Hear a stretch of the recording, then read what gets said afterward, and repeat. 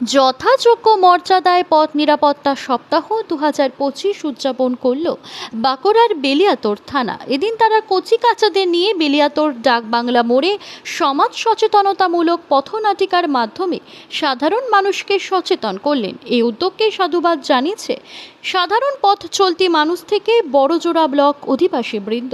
বাঁকুড়া জেলা পুলিশের উদ্যোগে আয়োজিত এই অনুষ্ঠান দেখতে সাধারণ মানুষের ভিড় ছিল চোখে পড়ার মতো। এই উদ্যোগ দেখে আমি খুবই গর্বিত। তাই আমার গলা ছেড়ে বলতে ইচ্ছে হচ্ছে, সেভ ড্রাইভ সেভ লাইফ। আসুন আমরা সকলে হাতে হাত মিলিয়ে কাঁধে রাস্তায় সবসময় থাকে। হ্যাঁ, ওরা শীত গ্রীষ্ম বর্ষা সব সময় রাস্তায় থাকে। সেই জন্যই তো ট্রাফিক পুলিশকে সমাজের বন্ধু বলা হয়। আর এই যে রাস্তায় দাগ কাটা রয়েছে কেন? রাস্তাটাকে দুটো অংশে ভাগ করা হয়েছে যাতে দুর্ঘটনা কম ঘটে। একটা গমনের পথ আর একটা আগমনের পথ। আর এই ধারের রাস্তাটা হচ্ছে সাইকেল বা মোটরসাইকেল আরোহীদের জন্য। আচ্ছা দাদু, ওই যে দূরে আলোগুলো জ্বলছে নিচ্ছে কেন? ওইটা হচ্ছে আরেক ধরনের ট্রাফিক সংকেত।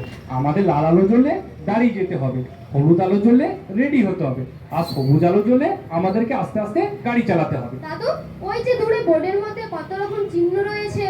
ওটা হলো আরেক ধরনের ট্রাফিক সংকেত। এই যে সামনে তোর এখানে একটা হাসপাতালের ছবি রয়েছে, মানে সামনে এখানে হাসপাতাল আছে। এই যে একটা চামচের চিহ্ন রয়েছে, মানে সামনে এখানে কোনো হোটেল